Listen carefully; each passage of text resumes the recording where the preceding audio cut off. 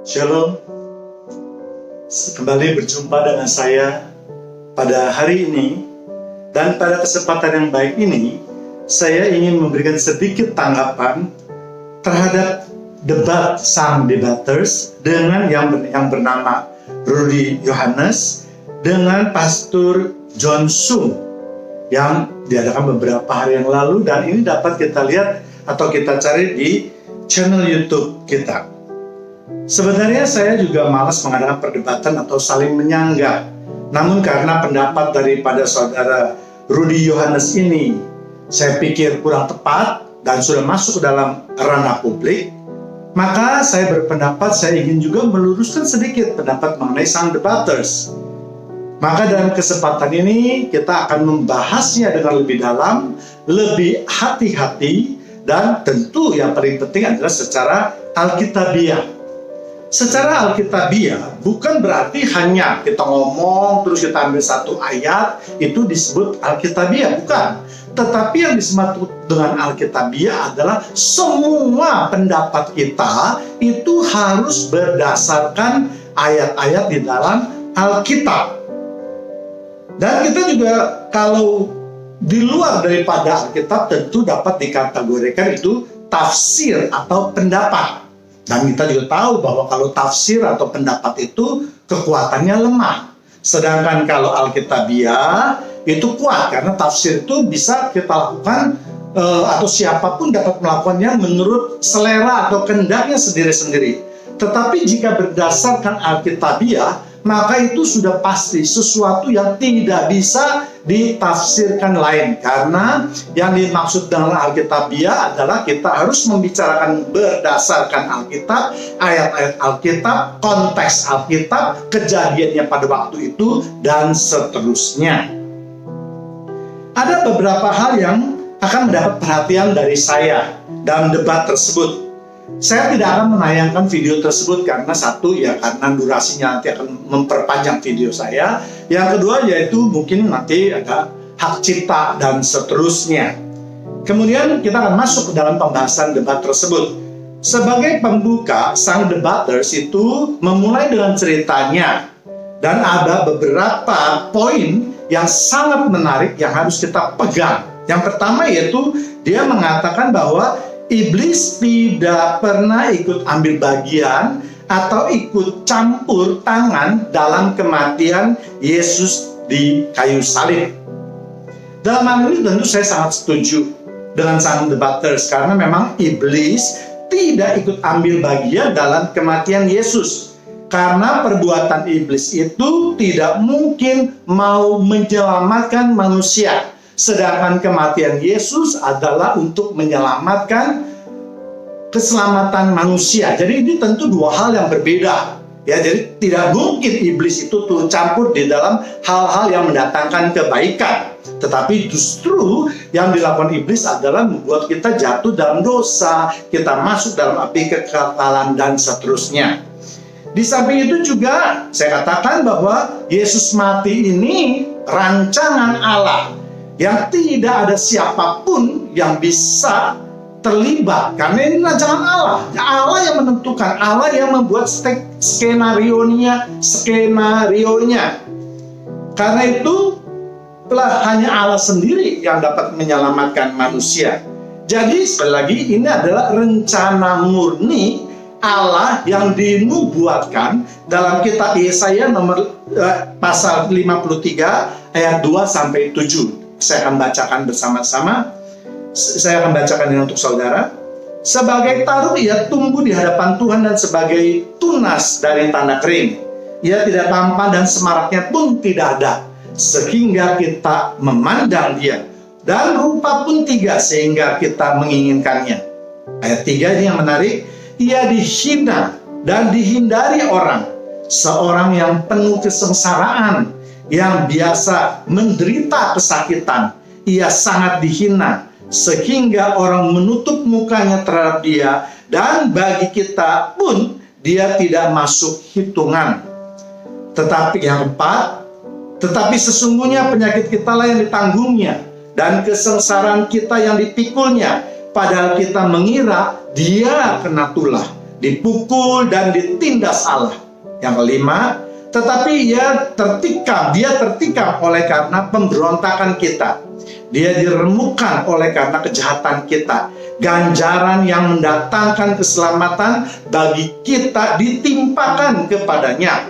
Oleh bilur-bilurnya kita menjadi sembuh. 6. Kita sekalian sesat seperti domba. Masing-masing kita mengambil jalan sendiri. Tetapi Tuhan telah menimpakan kepadanya kejahatan kita sekalian. Yang ketujuh, dia dianiaya, tetapi dia membiarkan diri ditindas dan tidak membuka mulutnya seperti anak domba yang dibawa ke pembantaian. Seperti induk domba yang keluh di depan orang-orang yang menggunting bulunya, ia tidak membuka mulut. Jadi inilah cerita singkat atau nubuat singkat di mana nanti kehidupan Yesus akan digambarkan dalam kitab Yesaya tadi.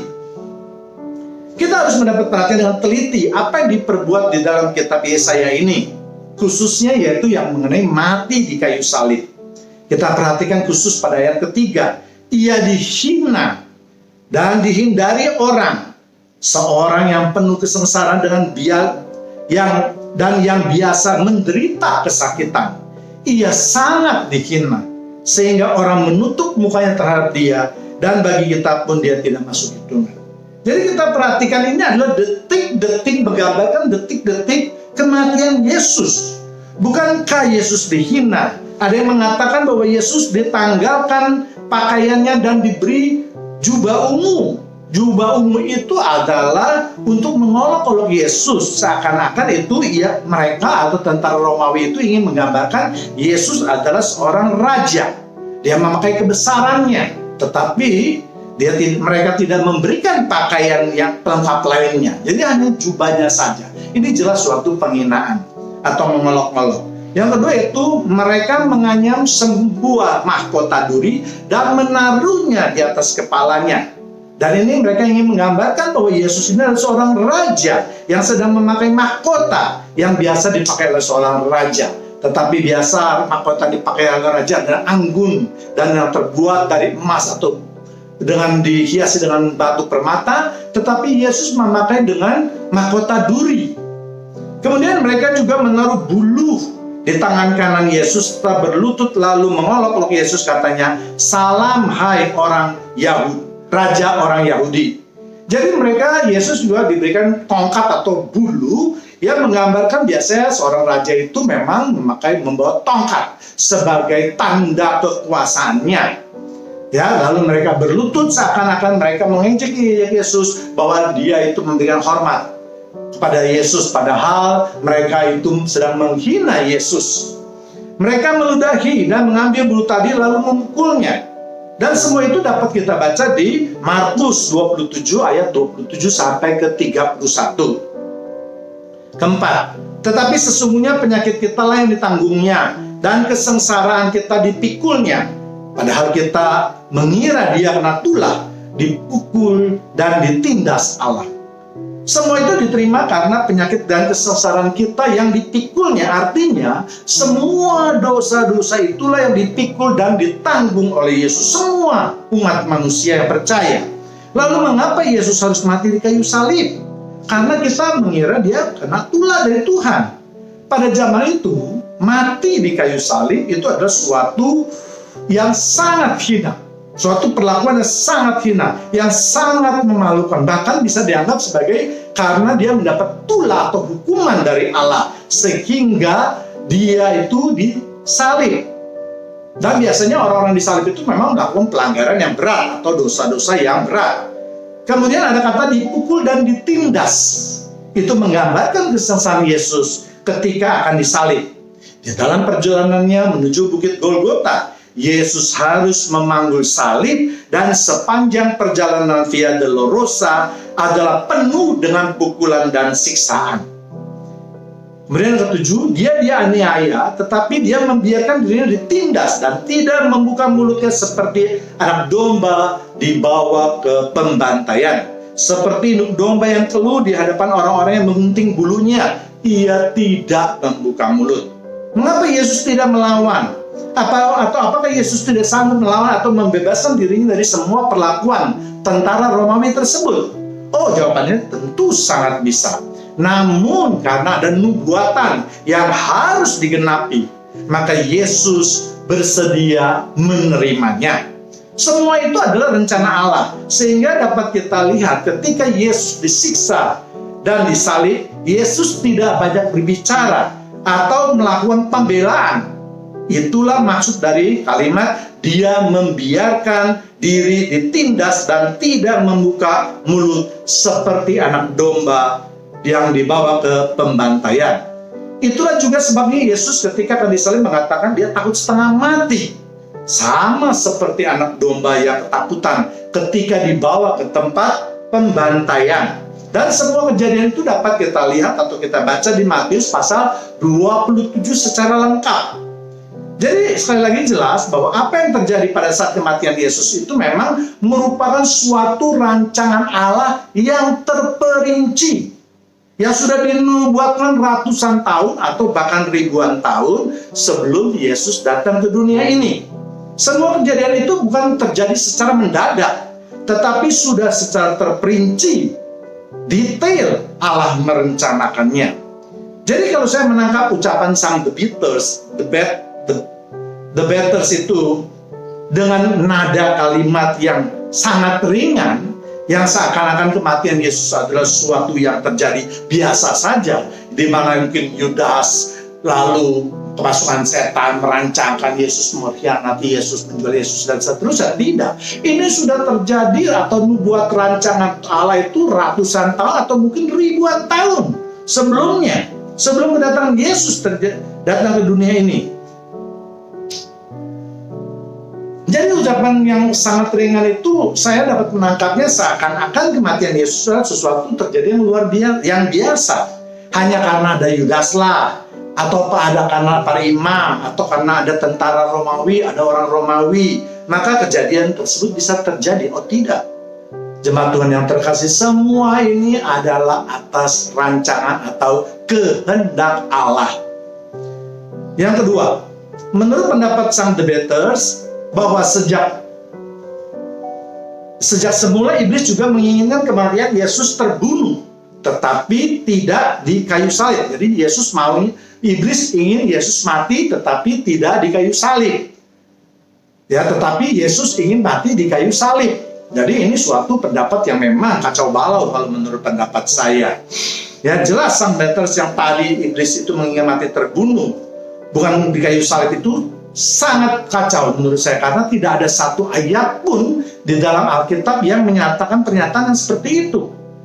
Iblis jelas mengetahui bahwa Yesus adalah Tuhan, karena di dalam Alkitab banyak digambarkan betapa iblis itu takut kepada Yesus. Kenapa dia takut kepada Yesus? Karena dia tahu Yesus itu adalah Tuhan, dan iblis hanya takut kepada Tuhan.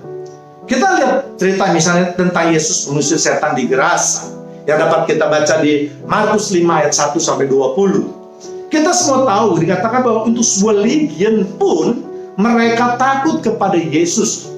Kalau kita cek satu legion itu kurang lebih 6.000. Jadi ada 6.000 setan yang ada di dalam satu tubuh manusia. Ketika mereka melihat Yesus, mereka langsung takut. Iblis-iblis itu takut. Kenapa? Sekali lagi, karena mereka tahu bahwa Yesus adalah Tuhan.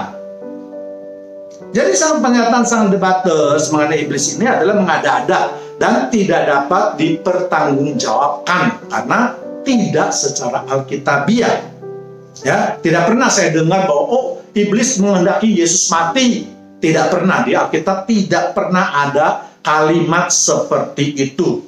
Kemudian yang ketiga, Yudas tidak mengetahui apa-apa tentang kematian Yesus dan dia merasa berdosa dan bersalah ketika Yesus mati di kayu salib. Padahal itulah justru yang diingini oleh Yesus.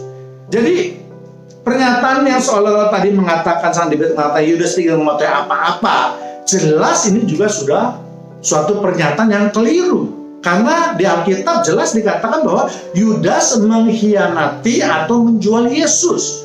Semua rencana-rencana manusia itu dilakukan oleh Yudas. Jadi Yudas dia tiba-tiba ketemu Yesus, terus kemudian ketemu orang Romawi terus jual. Tidak, mereka Yudas sudah merancangkan bahwa dia nanti akan ketemu dengan para imam, dia akan minta duit atau menjual 30 perak, 30 keping perak, ya kan? Kemudian nanti dia juga ketemu dengan Yesus dan memberi tanda dengan suatu ciuman. Jadi ini adalah rencana manusia, ya, dan dapat kita baca di Matius 26 ayat 14 sampai 16. Jadi lagi-lagi kalau menurut saya sang debaters itu dalam pernyataannya itu tidak alkitabiah. Kemudian kita akan memasuki alasan utama di mana sang debaters mengatakan bahwa Yudas masuk ke surga.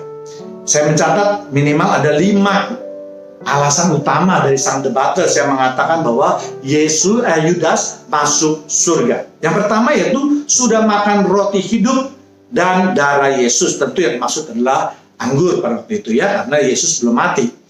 Sang debaters ini tidak menjelaskan lebih lanjut pada ayat mana kalimat ini. Namun kalau boleh saya tafsirkan, ini tentu berhubungan dengan yang biasa kita sebut dengan perjamuan kudus atau perjamuan suci. Untuk itu kita akan belajar dulu apa yang dimaksudkan dengan diadakannya perjamuan kudus atau perjamuan suci atau memakan roti dan anggur yang dilambangkan sebagai darah daripada Yesus. Jadi kita lihat tujuan daripada perjamuan kudus atau perjamuan suci kita tahu semua, ada banyak, tapi saya ambil 3 saja. Yang pertama yaitu untuk terus mengingat akan pengorbanan Yesus di kayu salib. Jadi saya ulangi lagi, untuk mengingat pengorbanan Yesus di kayu salib yang sudah menebus dosa-dosa kita. Jadi dengan mengikuti perjamuan kudus itu, yaitu dengan memakan roti dan meminum anggur, itu tidak otomatis manusia akan masuk dalam surga. Maksud Yesus dengan kata mengenang aku adalah supaya umatnya sepanjang hidupnya turun-temurun terus mengingatkan peristiwa ketika Yesus disalib, bahwa dosa kita itu sudah ditebus oleh Tuhan. Dan yang lain juga tentu Yesus sudah memulihkan hubungan kita dengan Tuhan dan seterusnya. Jadi saya pikir sang debaters ini tidak mengerti apa maksud diadakan dengan perjamuan suci, sehingga dengan sembrono dia mengartikan peristiwa ini dengan keselamatan. Jelas ini tidak alkitabiah sama sekali. Bagaimana mungkin kalau kita hanya mengikuti perjamuan kudus lalu kita akan selamat? Nanti saya akan bahas banyak sekali alasan-alasan atau ayat-ayat yang menunjang pendapat saya tadi. Yang kedua yaitu mengingatkan pentingnya akan persekutuan dengan Tuhan. Dengan semakin seringnya kita mengadakan perjamuan kudus, maka kita diingatkan oleh Tuhan untuk terus-menerus kita sebagai umatnya untuk bersekutu dengan Tuhan, untuk dekat dengan Tuhan. Itu yang diinginkan oleh Yesus dengan mengadakan perjamuan kudus atau perjamuan suci. Yang ketiga yaitu mengingatkan dosa dan kesalahan kita. Dengan mengikuti perjamuan kudus juga berarti memakan roti dan minum anggur tadi, itu selalu mengingat dosa-dosa manusia atau kesalahan-kesalahan kita, di mana yang tadi sudah saya katakan bahwa dosa kita itu sudah ditebus. Jadi kalau kita berdosa dan memang setiap hari kita berbuat dosa atau seringkali kita jatuh ke dalam dosa, maka kita harus datang ke perjamuan kudus itu untuk terus menyucikan diri kita sehingga dosa kita tidak bertumpuk-tumpuk dan kita tidak melakukan dosa yang sama terus-menerus. Dan kalau kita masih mau gali lagi, masih banyak sekali arti daripada perjamuan kudus itu. Tetapi yang terpenting tidak ada satu kata di Alkitab pun yang mengatakan bahwa dengan memakan roti dan meminum anggur maka kita otomatis akan masuk ke dalam surga. Jelas ini adalah pendapat yang sangat keliru. Karena kalau hal itu terjadi, maka banyak sekali ayat yang kontradiksi atau berlawanan dengan pendapat yang keliru ini. Kalau dengan memakan roti dan anggur itu lalu kita memperoleh keselamatan atau kita pasti masuk surga, maka kita tidak usah lagi mengerjakan keselamatan kita dengan takut dan gentar. Kita tidak usah lagi menuruti perkataan Yesus, di mana banyak sekali Yesus mengajarkan tentang bagaimana cara-cara untuk memperoleh kekekalan atau keselamatan. Misalnya Yesus pernah mengatakan kepada seorang anak muda atau ketua imam bahwa juallah hartamu, bagikan kepada orang miskin dan ikutlah aku. Misalnya kamu harus menyangkal diri, memikul salib setiap hari dan mengikuti aku. Dan masih banyak sekali ayat-ayat yang mengharuskan kita itu memang menjaga hidup kita supaya hidup kita itu kudus. Seperti Bapa yang juga kudus. Ya, tidak jatuh ke dalam dosa terus-menerus. Supaya tujuannya adalah kita memperoleh kehidupan yang kekal. Ya.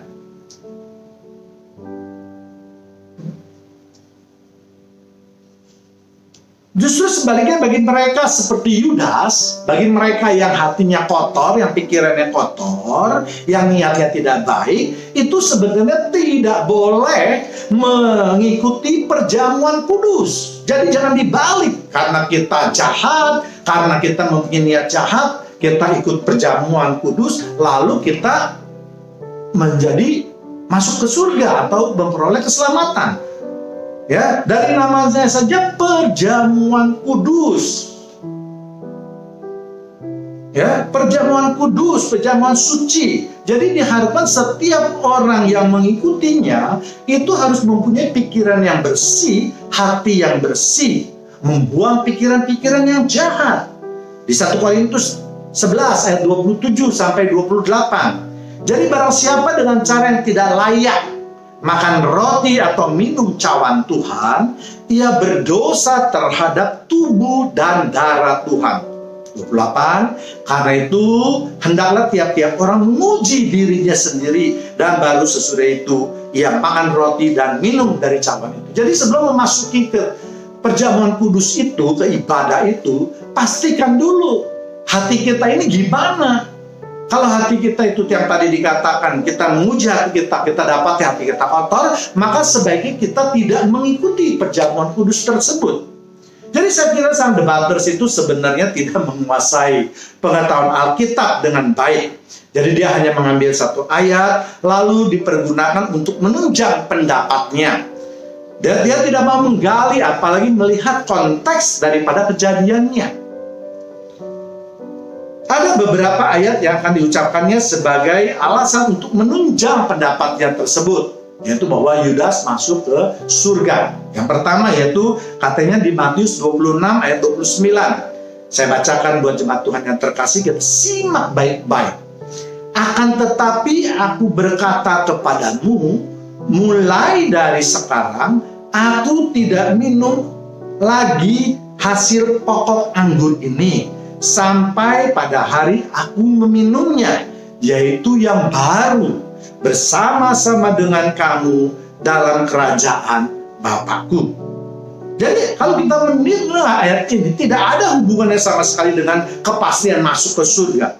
Ayat ini hanya menawarkan, Yesus menawarkan kepada murid-muridnya bahwa marilah bersama-sama dengan Yesus, kalau bisa nanti masuk dalam kerajaan surga sambil minum. Ya, jadi tidak pernah Yesus mengatakan bahwa dengan kalimat tersebut pasti mereka memperoleh suatu kehidupan yang kekal. Sama seperti misalnya Yesus ketika berkata, di rumah Bapakku banyak tempat tinggal dan aku pergi ke situ untuk menyediakan tempat bagimu. Menyediakan tempat bagimu bukan berarti pasti kita mendapatkannya otomatis. Disediakan tempat itu ya, tetapi apakah kita memenuhi persyaratan untuk mendapatkan tempat itu? Inilah yang harus kita usahakan. Jadi tidak secara otomatis. Jadi memang untuk membaca Alkitab itu memang kita harus lihat konteksnya, kita harus lihat peristiwanya, kita harus merenungkannya. Tidak seperti kita membaca buku komik misalnya, yang tidak mempunyai makna, yang secara harfiah saja. Jadi sekali lagi saya katakan bahwa tidak pernah Yesus mengatakan semua muridnya pasti akan masuk ke dalam surga karena mereka telah meminum dari cawan itu. Ya, ini juga masih berhubungan dengan peristiwa perjamuan kudus yang sudah saya katakan tadi. Yesus hanya mengharapkan, mengundang supaya murid-muridnya dapat berperilaku dengan baik sehingga nanti akhirnya dapat minum bersama-sama dengan Yesus di surga. Ya, jadi sekali lagi itu bukan suatu jaminan. Jadi jelas sekali lagi kelihatan sang debaters itu tidak menguasai pengetahuan Alkitab dengan baik, ya, tetapi hanya mencopot kalimat tersebut dan dipertahankan menurut pendapatnya tanpa mau melihat maknanya lebih dalam lagi. Kemudian yang lain kita lihat Lukas 29:30 yang merupakan dasar daripada alasan sang debaters. Saya cari, ternyata Lukas hanya sampai ke pasal 24. Jadi kalau ada pasal Lukas 29 ayat 30, saya tidak tahu debaters dapat dari mana kitab atau Injilnya. Mungkin Injilnya berbeda dengan Injil yang kita biasa pelajari. Kemudian yang lain yaitu nama mereka katanya sudah ditulis di dasar batu fondasi di pintu gerbang sorga. Kita lihat ayatnya. Wahyu 21 ayat 14. Perhatikan, simak baik-baik. Dan tembok kota itu mempunyai 12 batu dasar dan di atasnya tertulis ke-12 nama ke-12 rasul anak domba Allah. Kita ingat, kita tahu kitab Wahyu ini ditulis setelah Yesus meninggal, setelah Yudas meninggal, setelah Yudas digantikan oleh Matias. Jadi memang firman Tuhan itu harus digenapi. Kalau Tuhan mengatakan ada 12 rasul, ya 12 rasul. Nah, Yudas sudah out daripada murid Yesus, daripada kehidupan murid Yesus. Jangankan diterima oleh Allah, diterima oleh murid-murid saja sudah tidak. Nanti juga akan kita lihat ayat-ayat yang menggambarkan Yudas sudah tidak diterima oleh Tuhan Yesus. Jadi jangan terus berpatokan bahwa 12 orang inilah yang akan masuk ke dalam surga karena namanya sudah ditulis. Nanti ada pernyataan Yesus. Di bawah nanti akan saya buktikan bahwa Yesus menganggap Yudas sebagai iblis. Dia tidak pantas dilahirkan sebagai manusia di dunia ini. Ya, jadi 12 nama itu jelas. Yudas tidak ada namanya di kitab Wahyu itu. Diganti oleh Matias. Nanti kita akan lihat sebentar alasannya. Ya, jadi saya katakan tadi di dalam 12 murid rasul tadi bukan berarti yang tadi saya ulang ada nama Yudas, karena Alkitab tidak pernah menulis bahwa 12 murid itu termasuk Yudas misalnya. Jadi ini adalah penyesatan. Ya, seperti kita ketahui tadi yang sudah saya katakan, Yudas itu mati dan akhirnya diganti oleh Matias. Dan untuk lebih jelasnya maka jemaat Tuhan dapat membacanya dengan teliti di kitab Kisah Rasul 1. Semua lengkap mengenai penggantian Yudas, dan kita akan mengutip sebagian dari yang penting saja. Penggantian Yudas walaupun tidak langsung oleh Yesus itu bukan berarti tingkatannya menjadi rendah. Yudas diangkat oleh Yesus untuk menggenapi firman-Nya, yaitu untuk menjadi orang yang hina. Sedangkan Matias diangkat oleh murid-murid Yesus juga melalui suatu rapat rasul. Mereka semua berdoa, memohon petunjuk daripada Tuhan. Dan saya yakin kalau rasul-rasul itu berdoa, mereka pasti mendapatkan hikmat dari Tuhan yang luar biasa. Jadi tidak seperti doa-doa kita seperti orang biasa. Ya, jadi pasti mendapatkan kuasa dan hikmatnya daripada Tuhan Yesus. Di samping itu kita diingatkan juga bahwa tidak hanya 11 orang atau 12 orang tadi, tetapi 120 orang itu turut menyaksikan peristiwa itu. Kemudian dapat juga kita baca di perbuatan Yudas yang dikatakan pada ayat ke-17. Kemudian kita lihat Kisah Para Rasul 1 ayat 18 sampai 20. Yudas ini telah membeli sebidang tanah dengan upah kejahatannya. Jadi firman Tuhan berkata bahwa perbuatan Yudas itu adalah suatu kejahatan. Nah, upahnya di samping dia mengantung diri, ia jatuh tertelungkup dan perutnya terbelah sehingga semua isi perutnya keluar. Inilah yang merupakan tulah daripada Tuhan. 19. Hal itu diketahui oleh semua penduduk Yerusalem sehingga tanah itu mereka sebut dalam bahasa mereka sendiri Hakal Dama, artinya tanah darah. 20. Sebab ada tertulis dalam kitab Mazmur, biarlah perkemahannya menjadi sunyi dan biarlah tidak ada penghuni di dalamnya, dan biarlah jabatannya diambil orang. Tidak ada penghuni di dalam. Kemana Yudas? Jelas masuk ke dalam neraka. Jadi tidak mungkin seorang yang masuk surga tetapi Alkitab itu menulis semua kejahatannya. Atau boleh dikatakan hukuman yang dijatuhkan kepada Tuhan, kepada Yudas oleh Tuhan. Yudas mati yang tadi saya katakan digantung, tetapi kita lihat juga Tuhan atau firman Tuhan menulisnya dengan lebih dalam tanda kutip sadis, isi perutnya keluar, semuanya usus keluar sehingga tanah disebut dengan tanah darah. Artinya apa? Artinya tanah yang diperoleh dari uang hasil darah Yesus kini menjadi tempat pertumpahan darahnya sendiri. Dan berita ini disebarkan ke seluruh Yerusalem sehingga semua orang tahu perbuatan jahat daripada si Yudas dan hukumannya. Saya katakan bahwa Alkitab itu menyatakan berkat dan kutuk. Jadi Alkitab ingin menjelaskan bahwa inilah hukuman bagi orang yang berkhianat kepada Yesus. Namanya akan dipermalukan. Demikian juga nubuat di Mazmur yang mengatakan bahwa karena perbuatan jahat Yudas, maka dia akan ditinggalkan sendirian dan jabatannya akan diambil oleh orang lain. Jadi kalau jabatan yang diambil oleh Matias itu tidak bermanfaat atau tidak berharga di mata Tuhan, untuk apa Matias diangkat sebagai rasul? Ya, manusia boleh berencana, manusia boleh mengatakan apa saja. Tetapi kalau Tuhan tidak merestuinya, tidak akan terjadi. Jadi jelas Matias itu menggantikan Yudas itu adalah hasil persetujuan dari Tuhan. Karena tadi katakan, ini juga nubuat. Karena pernyataan itu dibuat di Mazmur. Jadi ini adalah nubuat. Jadi yang tadi saya katakan ratusan atau ribuan tahun sebelumnya, memang Yudas sudah dinubuatkan akan berbuat seperti itu. Jadi tidak dengan serta-merta, tidak karena tiba-tiba Yudas dimasuki setan, kemudian dia tiba-tiba timbul pikiran seperti itu. Oh tidak. Ini rancangan Allah yang sempurna. Dan inilah yang tidak dimengerti oleh sang debaters. Ya, jadi sang debaters itu saya tidak dapat menelusuri pemikiran yang begitu sangat sederhana atau sangat cetek.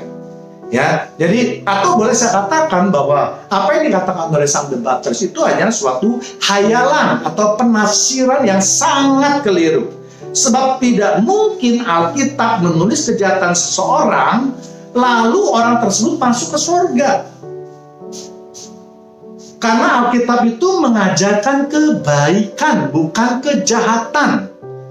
Ya, maksudnya apa? Alkitab menyatakan kebaikan, mengajarkan kebaikan supaya semua pengikutnya itu berbuat baik seperti apa yang dilakukan oleh tokoh-tokohnya dan takut melakukan dosa seperti apa yang dilakukan oleh tokohnya juga. Ya, jadi jelas ada maksud yang ingin disampaikan di dalam cerita tersebut. Tidak melulu Yudas menjual Yesus atau mengkhianati Yesus saja, tidak. Tapi Alkitab mengajarkan bahwa ini loh, sebagai pengikutnya kita harus berbuat baik, harus menurut firman Tuhan kalau mau masuk ke dalam kehidupan yang kekal atau keselamatan atau kerajaan Allah. Dan sebaliknya kalau kita mengikuti perbuatan-perbuatan jahat seperti Yudas umpamanya, nah maka kita pasti akan dikutuk, pasti akan masuk dalam api kekekalan. Jadi membaca Alkitab bukan hanya cerita-cerita tokoh-tokoh fiksi saja atau cerita-cerita hayalan saja, dan ini cerita yang benar dan ada maksud yang ingin disampaikan Tuhan kepada pembacanya. Kalau pembacanya itu membuka hati. Ya, tidak bisa kalau tidak membuka hati, tidak dapat berkat karunia, tidak akan dibukakan oleh Tuhan. Karena itu Tuhan selalu berkata, mereka yang mempunyai telinga mendengarlah. Kemudian yang keempat yaitu kita dengar bahwa sang debaters mengatakan bahwa Yudas sudah berdosa namun sudah diampuni, yaitu dengan memakai ayat, Bapa ampunilah mereka karena mereka tidak mengerti apa yang mereka lakukan.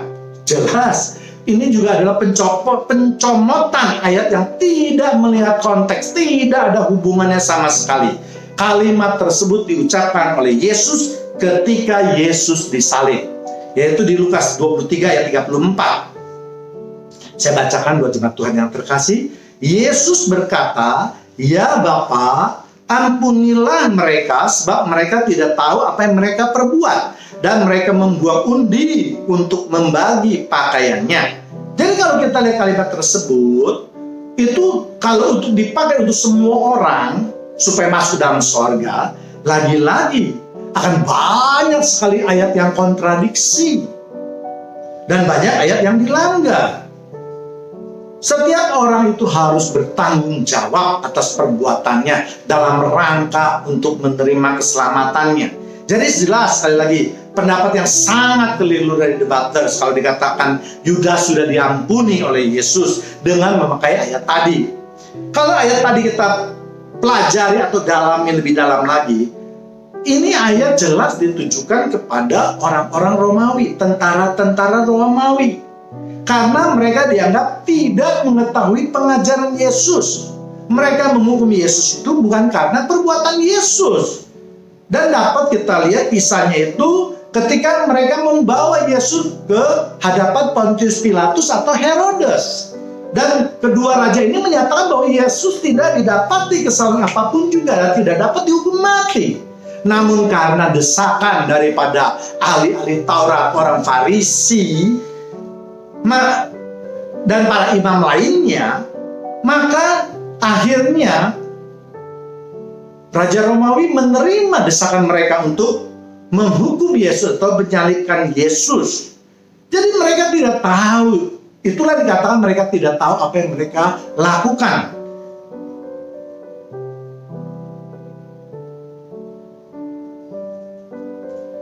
Jadi sekali lagi, di dalam mengambil ayat hendaknya kita melihat konteks dari peristiwa tersebut. Jangan hanya mencomot lalu mengatakan bahwa Yudas telah memperoleh pengampunan berdasarkan ayat tadi, yang sama sekali tidak mempunyai relevansi atau hubungannya. Kemudian, jadi kita lihat sebagai pembuka semua kata-kata dari sang debaters itu, saya bantah.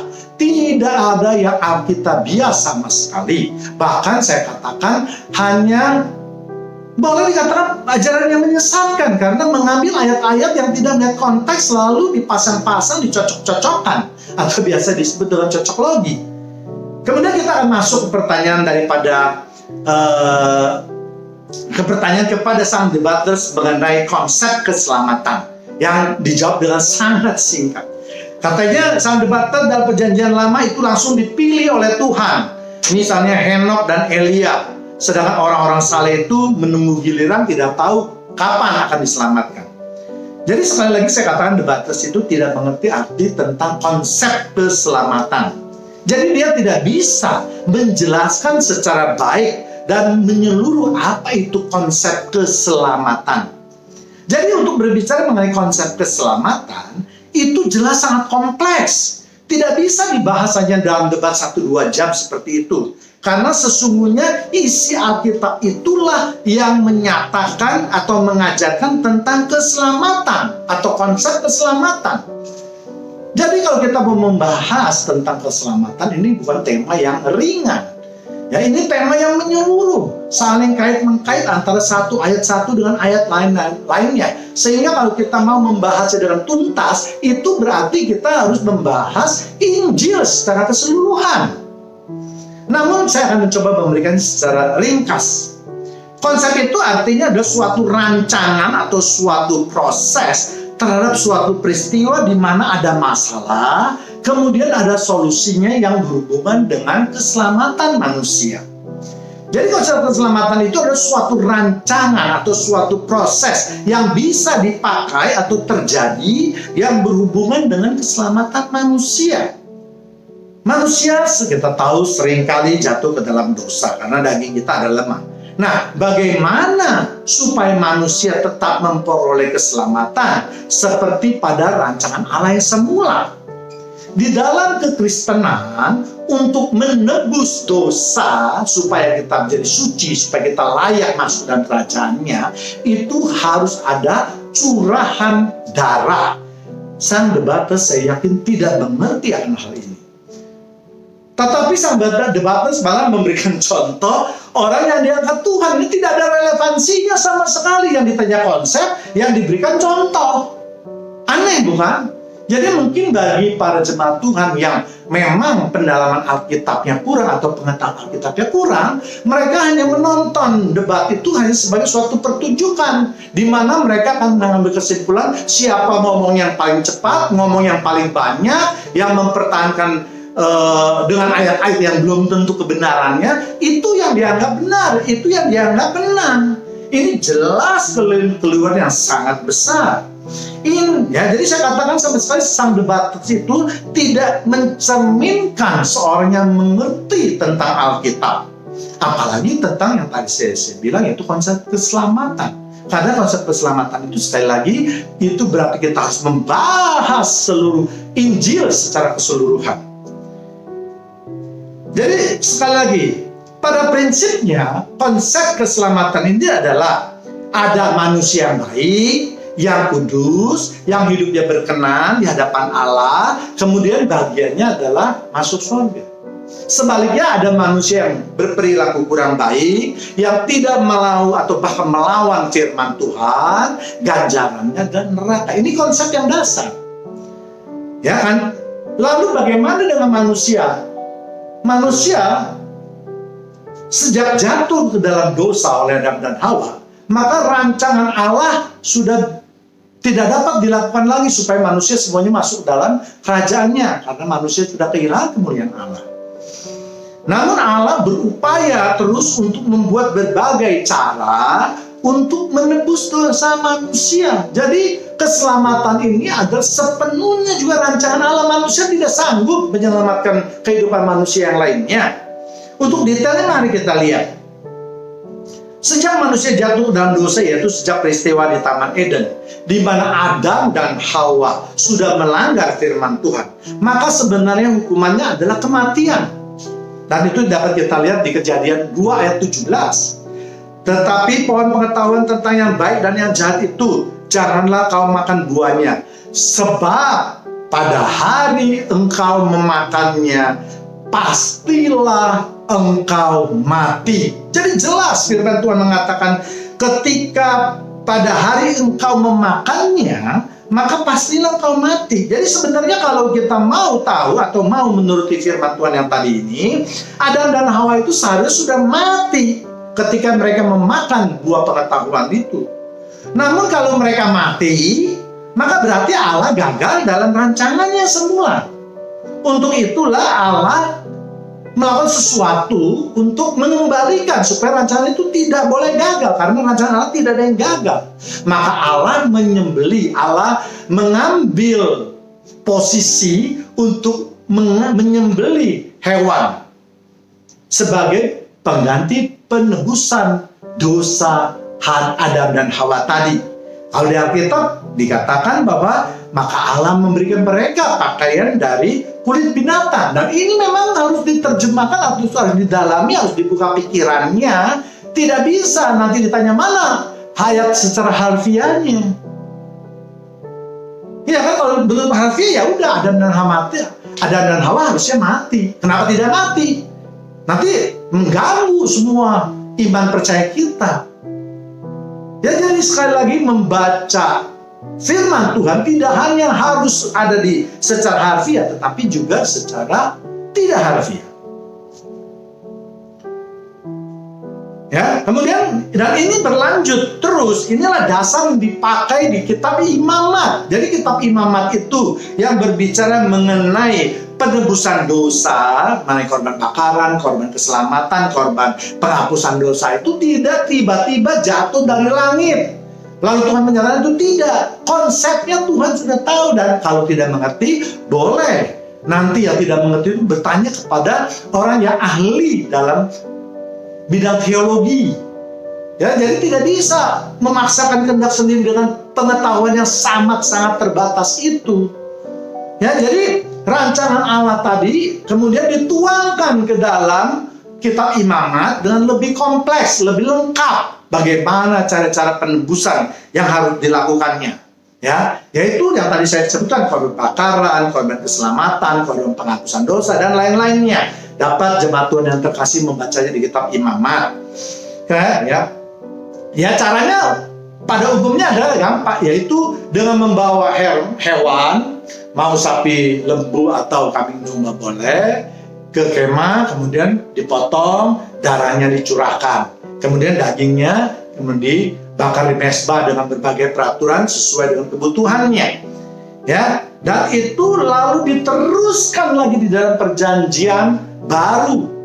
Jadi mengapa Yesus harus mati di kayu salib, harus mencurahkan darahnya dari lambungnya? Ini juga berhubungan dengan penebusan dosa.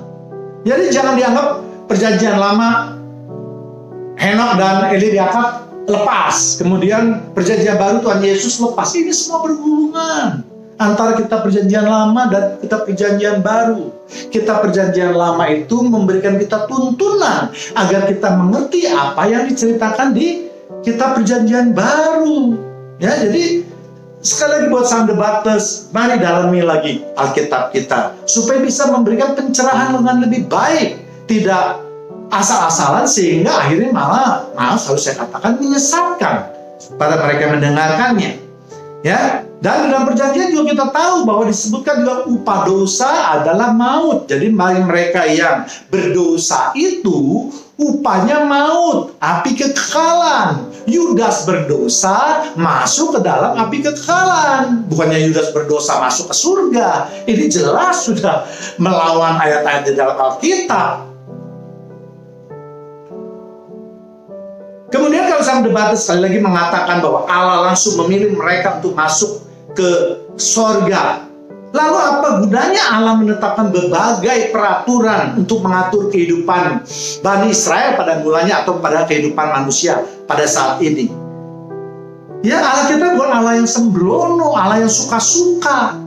Kalau Allah suka pada si A misalnya, oh iya, walaupun dia hidupnya bejat, hancur, oh iya kamu masuk ke dalam surga. Sebaliknya karena Allah tidak suka dengan si B, kemudian oh iya kamu masuk ke neraka walaupun kamu berbuat baik, kamu mengikuti firmanku dan lain sebagainya. Jelas tidak. Allah kita adalah Allah yang adil.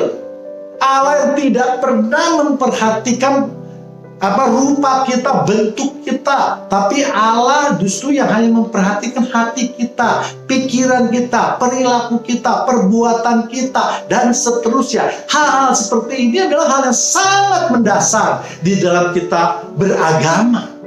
Karena kalau kita beragama tidak membuat kehidupan kita lebih baik, maka itu bukan dikatakan beragama. Mungkin dalam KTP-nya saja. Ya, sekali lagi saya mau katakan bahwa Allah kita adalah Allah yang adil, Allah yang akan memberkati mereka yang berbuat baik, sebaliknya Allah yang akan mengutuk atau menjatuhkan hukuman kepada mereka yang berbuat jahat.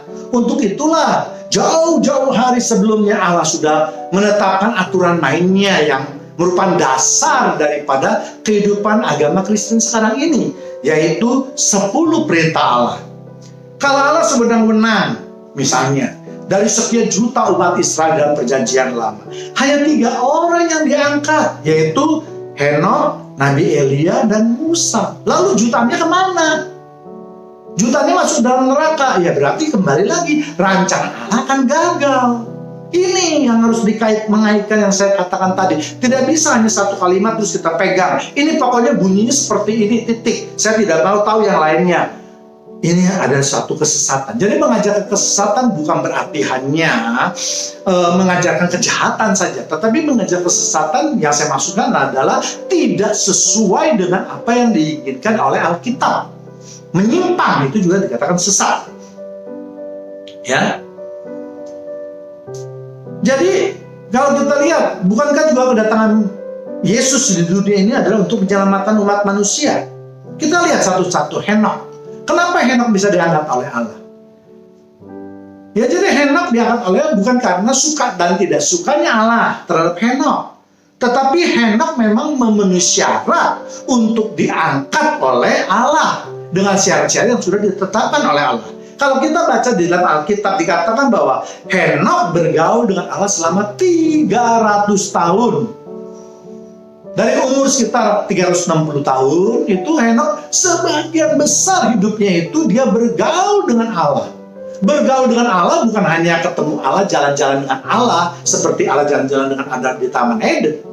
Bergaul dengan Allah artinya Henokh itu mau mengerti tentang Allah, mau menjalankan perintah-perintahnya, taat kepada Allah, menyenangkan hati Tuhan. Karena dia setiap bergaul dengan Allah, maka dia tidak membuat dosa. Sehingga inilah alasannya Henokh diangkat. Sama seperti kalau kita hubungan dengan seseorang. Kalau kita berhubungan dengan seseorang dengan kebaikan, terus kita saling membuat kebaikan, karena Tuhan adalah sumber kebaikan, maka kita sendiri akan menjadi baik. Sebaliknya kalau kita bergaul dengan orang jahat, penipu, pembunuh, lama-lama kita juga akan demikian. Jadi sekali lagi membaca Alkitab jangan hanya kata yang diambil saja. Kemudian kita lihat juga Nabi Elia. Kenapa Nabi Elia diangkat? Karena dia taat dan percaya kepada Tuhan. Karena dia juga mau menjalankan firman Tuhan. Dia membunuh nabi-nabi Baal.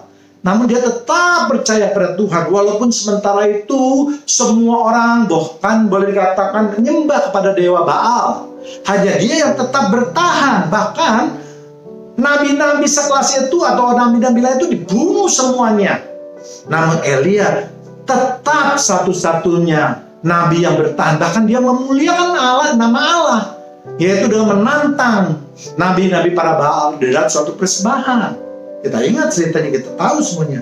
Jadi inilah hal-hal yang menjadikan Allah untuk mengangkat Nabi Elia. Jadi Nabi Elia itu diangkat ada syarat-syaratnya, dan syarat-syaratnya sangat berat. Tidak mungkin atau tidak gampang dilakukan oleh orang-orang biasa. Hanya pada orang-orang tertentu yang memang mendapatkan hikmat dan kekuatan yang berasal daripada Tuhan. Kemudian satu lagi saya tambahkan, Musa juga demikian. Musa terpilih sebagai pemimpin bangsa Israel dari Mesir ke tanah perjanjian. Begitu banyak duka Musa. Dia harus bertanggung jawab atas segala perbuatan yang tidak dilakukan oleh dia, tapi dilakukan oleh bangsa Israel. Bangsa yang sungut-sungut seterusnya, sehingga Musa marah dan akhirnya dia berdosa di hadapan Tuhan.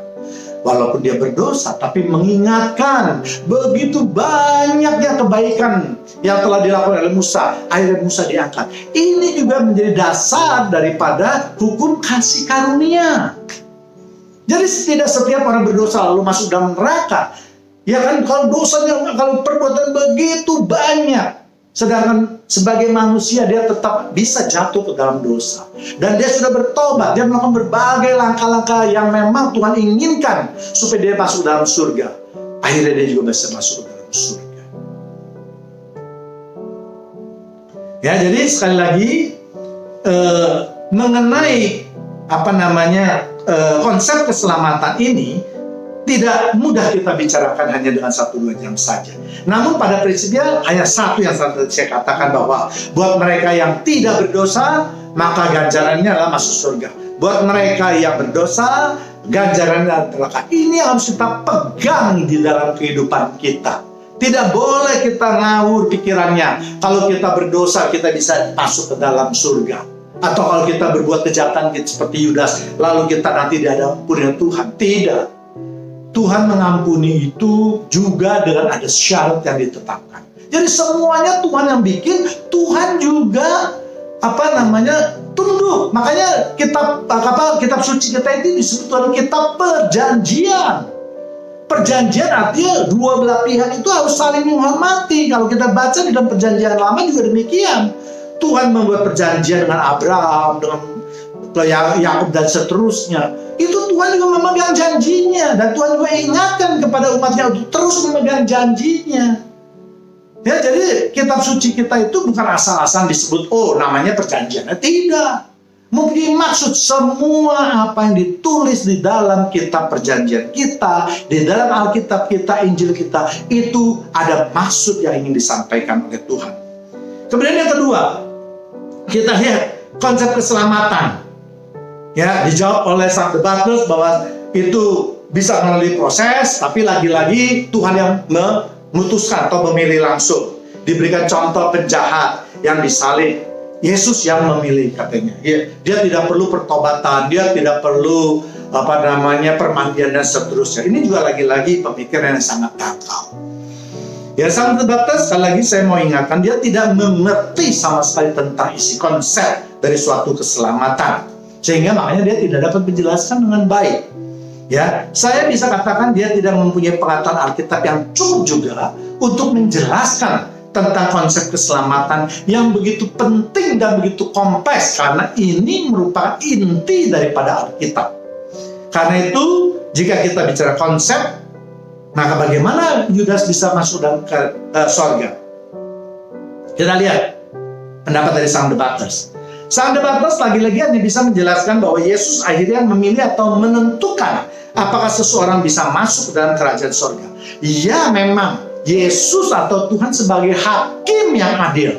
Hakim berarti dia harus memeriksa, bukannya sebagai orang yang, oh ya, kamu masuk neraka, kamu masuk surga, kamu masuk neraka, kamu masuk surga. Tidak.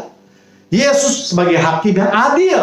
Dan hakim yang adil itulah dia akan memeriksa, menentukan apakah seseorang ini layak untuk masuk ke surga atau ke neraka. Ya, jadi sang debaters itu jangan pikirannya seperti Yesus mau-maunya mendobrak semua tatanan yang sudah diberikan oleh Allah Bapa. Tidak sama sekali, itu sesat yang saya katakan sekali lagi. Ya, Tuhan tidak pernah melanggar janjinya. Ya, kalau kita orang percaya itu kita yakin. Ya, nah, sang debaters memberikan contoh sebagai seorang yang disalib bersama-sama dengan Yesus, yang diundang masuk dalam surga. Seperti kita ketahui, ini bantahannya luar biasa. Dan ini yang saya katakan sesat. Pada saat disalib itu, Yesus didampingi oleh berapa penjahat? 1 atau 2? Di kanan saja atau di kiri saja? Ya, kalau Tuhan Yesus berbuat suka-suka, tentu Yesus akan mengajak kedua penjahat tersebut masuk ke dalam surga. Kenapa hanya 1 saja, yang lainnya tidak? Jadi saya katakan sekali lagi, sang debaters ini asal bunyi saja, asal ngomong aja dia. Ya, tidak menjelaskan asal usul, dasar, ayat-ayat dan seterusnya. Hanya mengatakan, oke, Yesus akhirnya memilih dia masuk dalam kerajaan surga, dia masuk dalam kerajaan surga. Tidak dilihat alasannya, dasarnya, ayatnya, dan seterusnya. Ya, dan demikian juga kalau misalnya Yesus sebagai Tuhan yang hanya bertindak semau-maunya, buat apa Yesus datang ke dunia ini? Buat apa Yesus mengajarkan berbagai cara dan berbagai kesempatan tentang cara-cara penyelamatan manusia? Ya, saya mencoba beberapa contoh saja. Misalnya Yesus menyuruh seorang muda atau imam untuk menjual hartanya, lalu membagi-bagikannya kepada orang miskin. Apa tujuannya? Jelas, tujuannya adalah supaya orang tersebut diajar bagaimana masuk dalam kerajaan surga. Ya kan, karena Yesus berpendapat bahwa amat sangat sulit orang kaya untuk masuk dalam kerajaan surga. Bahkan diumpamakan masuk ke dalam lubang unta, masuk dalam lubang jarum. Sesuatu yang sangat berat, tetapi bukan tidak mustahil. Nah, untuk lebih jelasnya, maka jemaat Tuhan dapat melihatnya tentang pertobatan 3 seri. Yang saya beri judul, apakah orang kaya dapat masuk surga. Di sana nanti jemaat Tuhan yang terkasih akan mendapatkan penjelasan yang sangat lengkap. Kemudian kedua, Yesus mengatakan tidak ada seorang pun yang datang kepada Bapa tanpa melalui Yesus. Itu berarti ada satu syarat yang ditetapkan oleh Yesus, yaitu supaya bertobat, supaya percaya, supaya mengikuti apa perkataan Yesus, apa tindakan Yesus, dan seterusnya. Ya, untuk lebih jelasnya juga dapat kita lihat di video saya yang saya beri judul Yudas Pasti Masuk Neraka. Ya, jadi tidak mungkin saya kupas di sini lagi karena akan terlalu panjang. Jadi untuk dapat masuk surga itu tidak dapat dijelaskan dengan cara yang sederhana. Oh, Yesus punya hak, Yesus punya hak prerogatif, dia kuasa, Allah yang berkuasa, dia berhak menentukan siapa yang masuk. Bukan. Memang dia yang berkuasa menentukan, tapi dia bertindak sebagai hakim yang adil. Kemudian konsep keselamatan Yudas. Katanya konsep keselamatan untuk Yudas. Saya bingung dengan sang debaters. Apakah konsep keselamatan Yudas itu berbeda dengan konsep keselamatan untuk Markus, Matius, Yohanes, Paulus, saya, Bapak dan Ibu jemaat Tuhan yang terkasih? Kalau demikian halnya, maka pasti sekarang ini ada bermiliar-miliar aturan yang Tuhan tetapkan untuk seseorang bisa masuk dalam sorga. Jelas ini tidak mungkin. Ya, konsep keselamatan itu hanya satu dan berlaku universal atau umum. Tidak mungkin Tuhan memberikan konsep saat si A begini, si B begini, si C begini, si D begini. Akan kacau nanti kehidupan manusia di dunia ini. Bingung manusia di dunia ini. Bagaimana konsepnya harus diikutin. Ya kan? Jadi hal seperti ini bisa kita lihat betapa kacaunya pemikiran daripada sang debaters. Kita lihat ayat yang diangkat. Yohanes 13 ayat 1. Kita perhatikan, simak baik-baik. Saya bacakan pelan-pelan buat jemaat Tuhan yang terkasih. Sementara itu, sebelum hari raya Paskah mulai, Yesus telah tahu bahwa saatnya sudah tiba untuk beralih dari dunia ini kepada Bapa.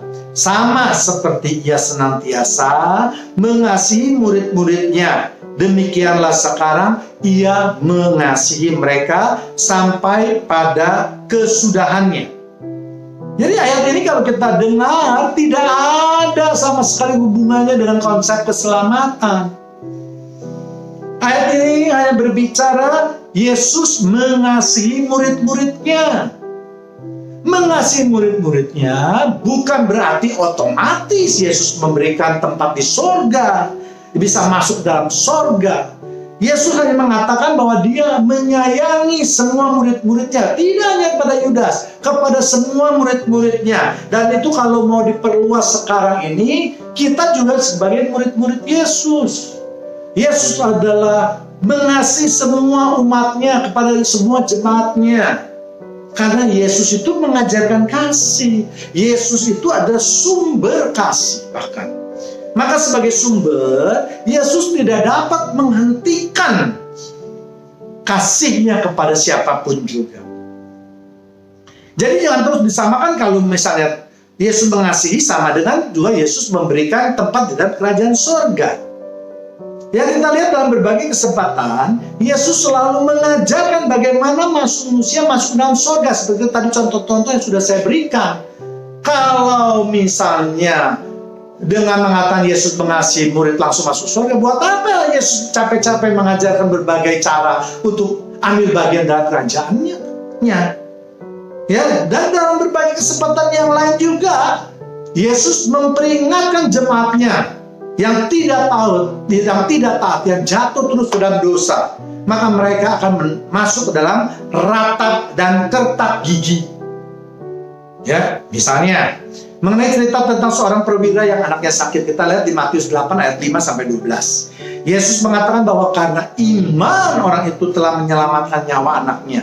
Sedangkan anak-anak kerajaan yang tidak beriman atau tidak percaya kepada Yesus, maka akan dicampakkan ke dalam api kekekalan. Jadi salah satu.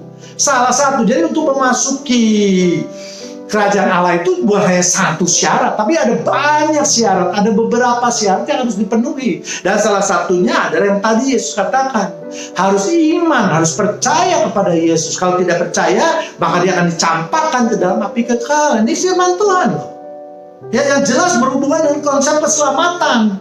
Jangan diambil dengan yang hayat yang tidak ada hubungannya dengan konsep keselamatan. Kemudian kita lihat juga misalnya mengenai perumpamaan tentang lalang di antara gandum. Dapat kita baca di Matius 36 sampai 43. Di mana di dalam cerita Yesus memberikan perumpamaan tentang penabur benih. Di mana dikatakan penabur yang benih yang baik adalah oleh anak Allah, sedangkan yang jahat adalah oleh iblis. Maka pada akhir zaman atau penghakiman, maka semua orang yang melakukan kejahatan atau ajaran yang menyesatkan itu akan dicampakkan ke dalam dapur api kekekalan. Jadi mereka yang melakukan kejahatan atau ajaran yang menyesatkan, hati-hati sama debaters. Kalau Anda kurang hati-hati, memang mungkin Anda tidak memiliki maksud untuk membuat ajaran sesat, tapi dengan pemikiran Anda yang sangat dangkal itu, Anda dapat menyesatkan orang. Dan ini hukumannya adalah api kekekalan. Ini firman Tuhan lagi, bukan kata saya. Saya tidak berhak untuk menghakimi siapapun juga. Saya hanya ingin mengingatkan supaya jangan karena kemalasan kita untuk menggali ayat-ayat di dalam firman Tuhan, untuk mendengar khotbah-khotbah yang mereka yang kita anggap jauh lebih hebat daripada kita, terutama mengenai pengajar-pengajar di dalam bidang teologi. Tentu kita harus mendengarkan mereka, kemudian kita kaji, karena memang banyak juga yang tidak sesuai dengan firman Tuhan. Dan jadi kalau kita lihat mengenai konsep keselamatan, banyak sekali Yesus mengajarkan. Jadi tidak otomatis kalau orang yang dikasihi Tuhan itu otomatis masuk dalam kerajaannya. Ya. Sekali lagi. Kemudian kita lihat di Yohanes 6 ayat 37. Nah, baik, baca pelan-pelan. Semua yang diberikan Bapa kepadaku akan datang kepadaku, dan barang siapa datang kepadaku, ia tidak akan kubuang. Ya, tidak akan kubuang bukan berarti juga langsung masuk dalam kerajaan Allah. Ya, artinya semua orang yang datang kepada Tuhan, semua yang berdosa maupun yang tidak berdosa, semuanya itu mempunyai hak yang sama, datang kepada Tuhan. Ya kan? Dan Tuhan tidak akan menolak mereka, tidak akan membuang mereka. Tuhan akan mengajarkan mereka, menuntun mereka untuk masuk dalam kerajaan surga kalau mereka yang dituntun itu mau. Jadi jangan diartikan tidak dibuang langsung masuk ke surga. Kalau demikian nanti banyak kembali lagi, banyak ayat-ayat yang akan dihajar atau kontradiksi. Dan kita tahu ayat di dalam Alkitab tidak boleh dibuat kontradiksi, karena firman Tuhan adalah ya dan amin. Ya, saya sangat tidak setuju kalau ada orang yang selalu mempertahankan ayat-ayat dengan mengatakan mempertentangkan ayat satu dengan ayat yang lain. Pasti ada salah satu yang diantara mereka yang salah. Sebab Tuhan tidak pernah salah. Tuhan adalah sumber kebenaran. Ya, jadi ayat tersebut jangan lagi ditafsirkan yang tadi saya katakan, ya kan, ada orang datang kepada Yesus langsung masuk ke dalam surga. Ya kan? Tetapi harus kita kaji, arti datang kepada Yesus artinya apa? Bukan hanya harfiah saya datang ini, Tuhan saya datang pada Tuhan terus selesai. Datang kepada Yesus artinya menyerahkan hidupnya kepada Yesus, mempercayakan hidupnya kepada Yesus, menyerahkan hidupnya kepada Yesus untuk dibentuk seturut dengan kehendaknya. Sama seperti tembikar yang dibentuk oleh penjunannya. Ya, dengan dibentuk itulah berarti kita mau taat, kita bersedia mendengarkan firman Tuhan dan melakukan firman Tuhan. Kita tidak jatuh lagi ke dalam dosa. Nah, kalau hal-hal seperti ini kita lakukan, tentu kita akan masuk ke dalam surga. Ya, namun kalau sebaliknya kita lakukan, tentu masuk ke dalam neraka. Jadi lagi-lagi sound debaters itu kalau mengartikan suatu kalimat, saya lihat kebanyakan harfiah saja. Tidak mau mencerna, tidak mau merenungkan, tidak mau memikirkan grand design daripada suatu Alkitab. Kemudian keempat, apakah Yudas ditetapkan oleh Allah sebagai orang yang menjual?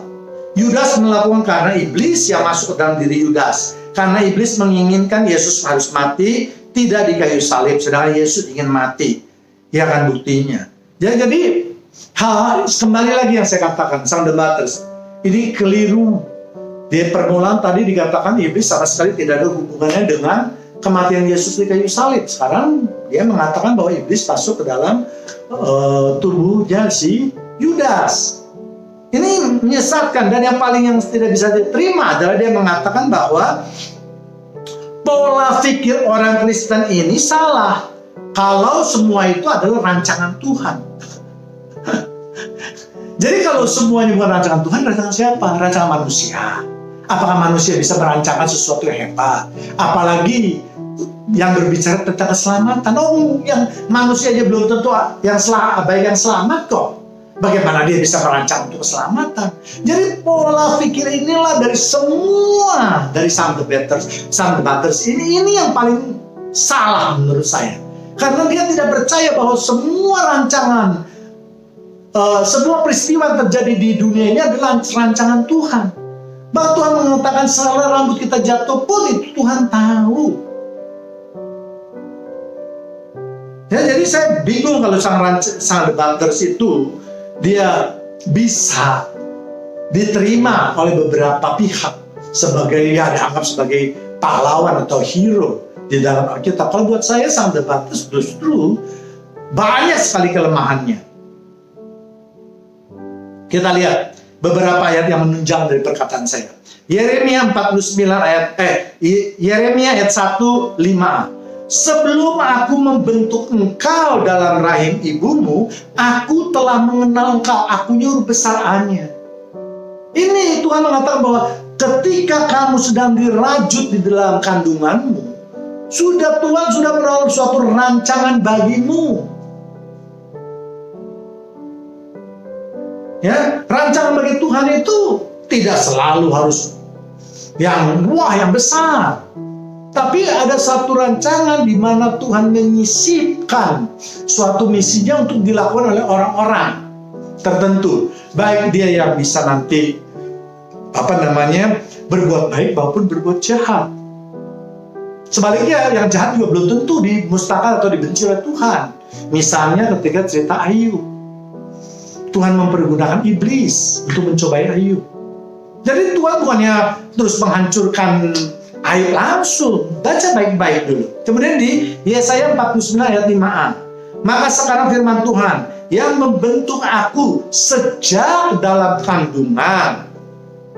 Kemudian kita lihat lagi di Galatia 1:15. Tetapi pada waktunya ia telah memilih aku sejak kandungan ibuku dan memanggil aku oleh karena kasih karunia. Jadi saya yakin dan pastikan bahwa semua yang terjadi di atas bumi ini adalah atas kehendaknya, atas izinnya.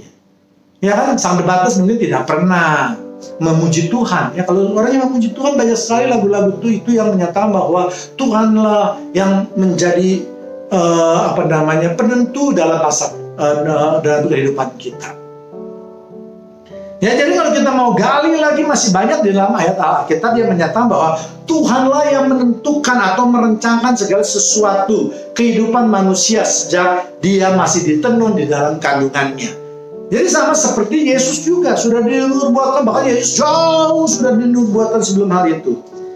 Ya, jadi kalau kita mau bahasa dalam sehari-hari, Yudas memang sudah ditakdirkan atau dipilih oleh Tuhan untuk menjadi seseorang yang berkhianat kepada Yesus. Masa iya sih? Iya, nanti kita lihat. Ya kan? Agar menubuat tentang Yesus di kitab Yesaya 59 ayat 2-7 itu bisa tergenapi. Ya, aneh kalau Sang the Baptist itu mengatakan bahwa Yudas itu yang dirasuki oleh iblis. Ya kan? Kalau kita katakan Yudas dimasuki oleh iblis, lalu Yudas menjual Yesus, berarti ini rancangannya berasal dari iblis dong. Iblis yang berpengaruh dong. Tadi yang pertama dikatakan bahwa iblis sama sekali tidak mempunyai pengaruh terhadap kematian Yesus. Ya, jadi ini sendiri Sang the Baptist kontradiksi. Ya kan? Lalu dikatakan kenapa kalau Yesus tahu bahwa Yudas dimasuki iblis, tidak ditengking, tidak diusir oleh Yesus maupun oleh murid-muridnya. Lagi-lagi Sang the Baptist itu tidak mengerti tentang isi Alkitab. Ya kan? Yesus atau murid-murid Yesus menengking setan atau iblis itu bukan untuk gaya-gayaan, bukan untuk gagah-gagahan, tapi ada maksud Tuhan. Setiap kali iblis yang ditengking adalah iblis yang membuat umatnya susah, membuat manusia susah. Kita lihat banyak sekali orang-orang yang dimasuki oleh iblis, hidupnya yang digerasa seperti orang gila. Dia tidak dapat menikmati hidupnya.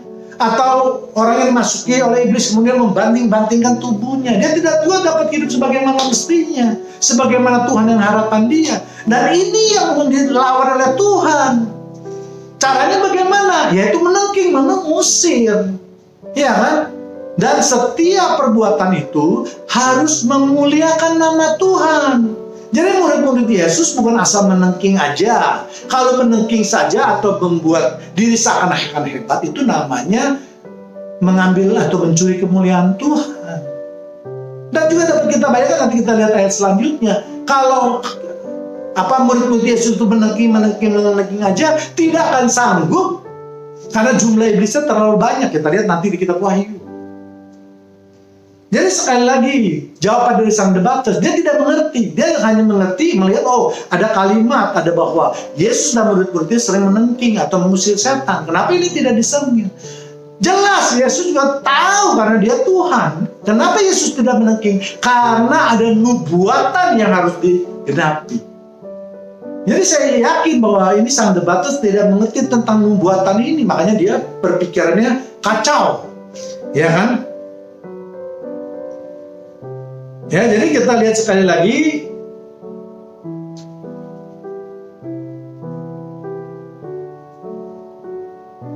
Ya. Jadi sekali lagi saya katakan bahwa iblis tidak harus selalu dimusuhi oleh Tuhan. Ya kan? Tuhan dapat memakai iblis untuk hal-hal yang jahat. Karena tidak mungkin hal-hal jahat itu dilakukan oleh Tuhan. Ya kan? Tuhan adalah sumber kebaikan. Jadi kalau Tuhan mau memberikan suatu peristiwa atau misi yang ada hubungannya dengan kejahatan, itu maka dikirimlah si iblis untuk melaksanakannya. Ya, dan yang paling jelas hal ini yang tadi sudah saya ceritakan di dalam peristiwa Ayub.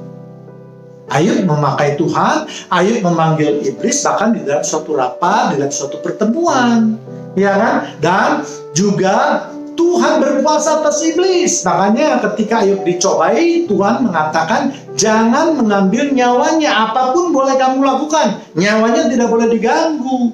Dan iblis menurutinya. Artinya apa? Tuhan lebih berkuasa daripada si iblis. Kita lihat yang tadi, Wahyu 12 ayat 4-5. Dan ekornya menyeret sepertiga dari bintang-bintang di langit dan melemparkannya di bumi. Nah, ini berbicara apa? Ini berbicara yaitu Lucifer dan pengikut-pengikutnya sepertiga dari bintang di langit. Bisa kita bayangkan berapa juta sepertiga bintang di langit itu yang kalau memang menurut pemikiran sang debater harus ditangking. Tidak akan cukup manusia ini. Ya kan? Tidak akan cukup murid-murid Yesus untuk menangking ini. Ya, dan melemparkannya ke bumi. Jadi memang iblis itu diberikan hak dan tanda kutip untuk hidup di bumi, kan dipakai oleh Tuhan untuk suatu misinya yang berhubungan dengan kejahatan. Sebagian tentu akan masuk dalam api kekekalan. Ya, saya lanjutkan. Dan naga itu berdiri di hadapan perempuan yang hendak melahirkan itu untuk menelan anaknya. Segera sesudah perempuan itu melahirkan, maka ia melahirkan seorang anak laki-laki yang akan mengembalakan semua bangsa dan gada besi dengan gada besi. Tiba-tiba anak itu dirampas dan dibawanya lari kepada Allah dan ke tatanya. Jadi ayat ini juga tidak ada hubungannya sama sekali dengan konsep keselamatan. Ayat ini yang tadi saya menceritakan keadaan malaikat yang berdosa, yaitu yang Lucifer dan pengikutnya yang berjumlah sepertiga dibuang ke bumi.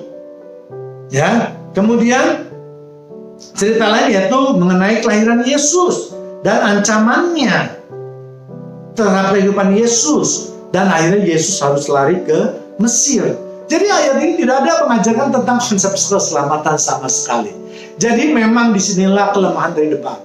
Kalau debat itu ngomongnya cepat seperti sang debater, dia pintar mengolah kata-kata, cepat ngomong, sehingga tidak mungkin lawannya akan mendengarkannya dengan baik.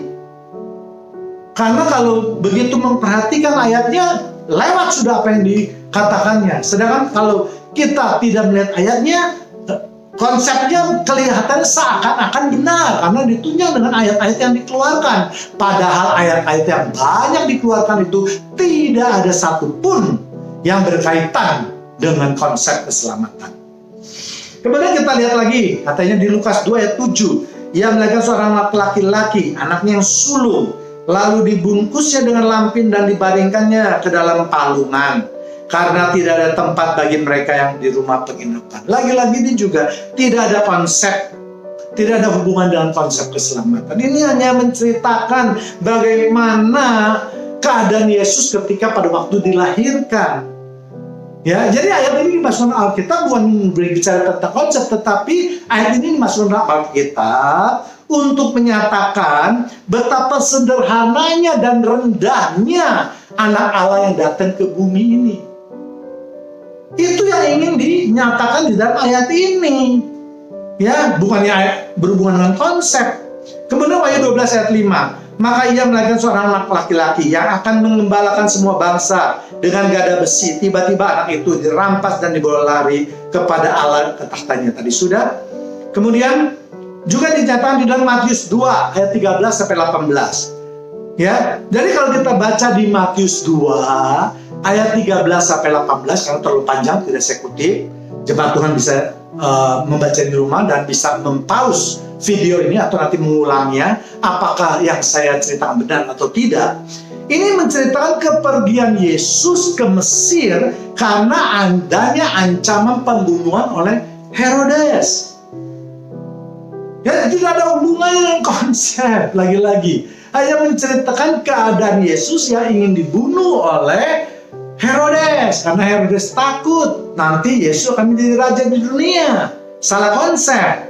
Ya. Kemudian kita lihat di Matius 4 ayat 6. Lalu berkata kepadanya, jika engkau anak Allah, jatuhkanlah dirimu ke bawah, sebab ada tertulis mengenai engkau, ia akan memerintahkan malaikat-malaikatnya, dan mereka akan menatang engkau di atas tangannya, supaya kakimu jangan terantuk pada batu. Lagi-lagi ayat ini yang dikutip juga tidak ada hubungannya dengan konsep keselamatan. Bahkan saya mengatakan mungkin anak sekolah minggu lebih pintar, karena ini sudah diberi judul oleh LAI, yaitu yang berkaitan pencobaan yang dilakukan oleh iblis. Jadi kalau LAI itu memberikan judul, bukan sembarangan LAI. LAI itu kumpulan orang-orang yang hebat, yang mengerti bahasa Ibrani, yang mendalami tentang Alkitab dari berbagai sumber. Jadi jangan kita yang baru kemarin sore tahu, lalu kita mengabaikan semuanya itu dan menganggap kita paling hebat dalam menerjemahkan pengertian LAI ini. Padahal Alkitab yang dibaca oleh De Bartes itu jelas, saya yakin adalah dari LAI. Tidak mungkin De Bartes bisa membacanya dari kitab aslinya itu dalam bahasa Yunani dan Ibrani. Kalau dia bisa mengasah, dia pasti lebih tajam analisanya daripada saya. Ya, jadi isi ayat yang tadi saya sebutkan tadi tentangnya jelas sudah dikatakan pencobaan yang dilakukan oleh iblis kepada Yesus. Tidak ada hubungannya sama sekali dengan konsep penyelamatan. Jadi jangan dicocokkan cocok loginya jangan keluar lagi gitu. Kemudian di Yohanes 10 ayat 30 sampai 34, karena terlalu panjang, jemaat Tuhan juga bisa mempause. Kalau tidak percaya, baca dulu di Alkitab, namun kembali lagi. Ya, jadi Yohanes 10 ayat 30 sampai 34. Ini menceritakan orang Yahudi yang ingin merajam Yesus karena Yesus mengatakan bahwa Yesus dan Bapa adalah satu. Dia menganggap Yesus adalah Tuhan. Kenapa bisa terjadi hal ini? Karena orang Yahudi tidak mempercayai Yesus adalah Sang Mesias. Yesus adalah Tuhan. Sehingga kalau ada manusia yang menganggap dirinya sebagai Tuhan atau sama seperti Tuhan, itu dianggap menghujat Allah dan hukumannya memang harus dirajam. Ini ayat yang dinyatakan dalam ayat tersebut. Jadi tidak ada hubungannya sama sekali dengan konsep keselamatan. Kemudian lagi, jadi hampir seluruh daripada ayat-ayat yang dilakukan oleh De Bartes yang saya catat dengan teliti tidak ada hubungannya sama sekali, sedikit pun tidak ada. Kemudian Matius 20 ayat 19, mereka akan menyerahkan dia kepada bangsa-bangsa yang tidak mengenal Allah, supaya dia olok-olok disesat dan disalibkan, dan pada hari ketiga ia dibangkitkan. Lagi-lagi saya rasa jemaat Tuhan yang terkasih, orang biasa saja sudah bisa mengerti bahasa apa yang ingin disampaikan di dalam Matius 20 ayat 19 ini. Ya kan? Ayat ini menceritakan keadaan daripada Yesus ketika akan disalib dan dia akan bangkit pada hari ketiga. Itu saja. Tidak ada yang berhubungan dengan konsep keselamatan sama sekali. Ya. Kemudian lagi-lagi di Yohanes 6 ayat 69. Dan kami telah percaya dan tahu bahwa engkau adalah yang kudus dari Allah. Tidak ada hubungannya. Jadi kalau Petrus mengatakan saya percaya terus langsung masuk ke dalam surga, tidak. Seperti saya katakan tadi, untuk masuk ke dalam Sorga itu bukan satu syaratnya, tapi ada beberapa syarat yang sangat kompleks. Ya, tapi pada prinsipnya adalah kita tidak boleh jatuh ke dalam dosa. Kita harus percaya kepada Tuhan. Ya, seharusnya buat Sang Debaters ini justru merupakan ayat yang bunuh diri. Karena kita teruskan ke dalam Yohanes ayat 6, pasal 6 ayat 70. Jawab Yesus kepada mereka, bukankah aku sendiri yang telah memilih kamu yang 12 ini? Namun seorang di antaramu adalah iblis. Jadi Yesus tahu bahwa 12 murid itu dipilih oleh Yesus. Dan salah satunya akan menjadi iblis. Jadi Sang Debaters jangan selalu berpikiran bahwa kalau apa yang dilakukan oleh Yesus itu pasti yang terbaik. Iya, pada umumnya. Tetapi kalau dalam misi-misi tertentu, maka harus ada yang digenapi. Harus ada peran-peran yang berbeda dari setiap orang. Nah, dengan ayat ini juga menyatakan bahwa tidak semuanya yang diangkat oleh para rasul itu di bawah Yesus. Yesus saja bisa mengangkat seorang iblis, tapi tidak serta-merta Yesus mengangkat seorang iblis. Ada maksud, ada misi Tuhan, ada nubuat yang harus digenapi. Ya, jadi jangan nanti konsepnya jadi kacau lagi mengatakan bahwa Yesus bisa berbuat yang negatif, yang jahat dan seterusnya. Ya, ini yang berhubungan dengan misi dan konsep atau nubuat. Ya, jadi jelas. Ayat inilah kalau saya pikir yang merupakan sangat kuat, di samping nanti ada Satan. Sebenarnya untuk menyatakan Yudas tidak masuk ke dalam surga ini cukup 2 ayat saja. Yang pertama yaitu yang tadi, yaitu di Yohanes 6 ayat 70. Ya, di mana Yesus mengatakan bahwa di antaramu adalah iblis. Mu di sini pasti adalah Yudas. Ya. Ya, jadi dengan mengatakan iblis pada Yudas, tentu iblis tidak berhak masuk ke dalam kerajaan Allah. Ya, jadi cukup dari semuanya debat atau pendapat daripada Sang Debaters ini, saya hanya 2 aja. Yudas disebut iblis. Iblis tidak mungkin masuk dalam kerajaan Allah. Bagaimanapun tidak mungkin iblis, karena iblis adalah tempatnya neraka. Itu anak sekolah minggu juga tahu. Jadi tidak usah diperdebatkan kembali. Ya, jadi juga jelas Yudas tidak mendapat pengampunan dari Tuhan. Ya, yang kedua, di Matius 25 ayat 24, anak manusia memang akan pergi sesuai dengan yang ada tertulis tentang dia. Akan tetapi celakalah orang yang olehnya anak manusia diserahkan. Celakalah. Apa arti celaka? Apakah celaka masuk ke dalam surga? Ya, jadi mudah sekali untuk membantah Sang Debaters. Ya, celaka pasti masuk ke dalam neraka. Kemudian adalah lebih baik orang itu sekiranya tidak dilahirkan. Artinya Yesus mengatakan lebih baik orang ini nggak pernah ada di dunia ini, jangan dilahirkan lagi, jangan diingat-ingat lagi orang seperti Yudas itu, harus dibuang. Ya, ya, jadi Sang Debaters ini, kalau saya boleh mengambil kesimpulan terakhir, jelas Anda sudah sesat. Karena menyesatkan pikiran kita semua. Anda mengatakan Yudas masuk ke dalam surga. Padahal Alkitab secara Alkitabiah dengan ayat 2 ayat saja, yaitu Tuhan mengatakan Yudas adalah iblis. Kemudian Tuhan mengatakan celakalah kamu. Kalau Tuhan sudah mengatakan celakalah kamu, pasti itu hukumannya adalah maut. Ya kan, bukan kecelakaan nanti dibaca kecelakaan seperti orang kecelakaan di mobil yang mungkin patah kakinya, tangannya, atau cuma lecet-lecet saja. Kalau Tuhan sudah mengatakan celakalah kamu, berarti itu masuk ke dalam neraka. Dan yang terakhir yaitu adalah lebih baik bagi orang itu sekiranya tidak dilahirkan. Artinya itu menggambarkan betapa busuknya. Kadang-kala ada orang tua yang memang kelepasan kontrol, kemarahannya kepada anaknya, karena anaknya itu bandel setengah mati, sudah dikasih tahu berulang-ulang dalam berbagai cara untuk periode lama, masih saja bandel. Maka kadang-kadang orang tua bisa mengatakan hal itu lebih baik kamu bukan anak saya. Lebih baik kamu dulu tidak saya lahirkan, karena kamu selalu mendatangkan masalah. Nah, gambaran seperti inilah yang Yesus hadapi. Jadi, sang debaters itu juga harusnya bisa menyelami apa yang Yesus hendak katakan atau hendak dinyatakan.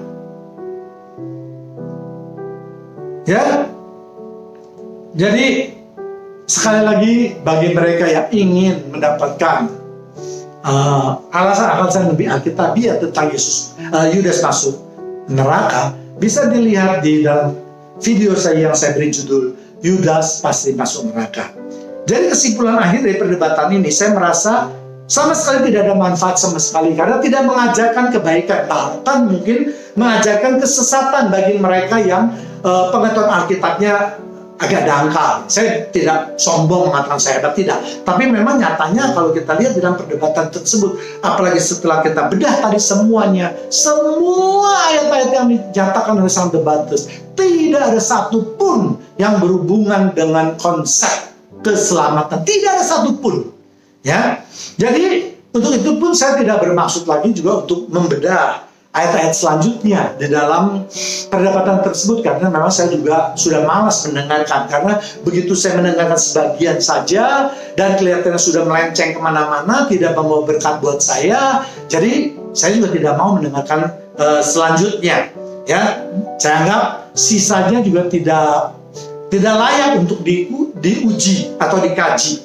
Ya, jadi cocoklah kalau buat saya Saudara di Yohanes ini menyebut diri sang debaters, karena dia memang hanya bisa berdebat. Artinya berdebat bukan secara ilmiah, bukan secara alkitabiah, tapi pandai ngomong. Berdebat kan pandai ngomong, bersilat lidah.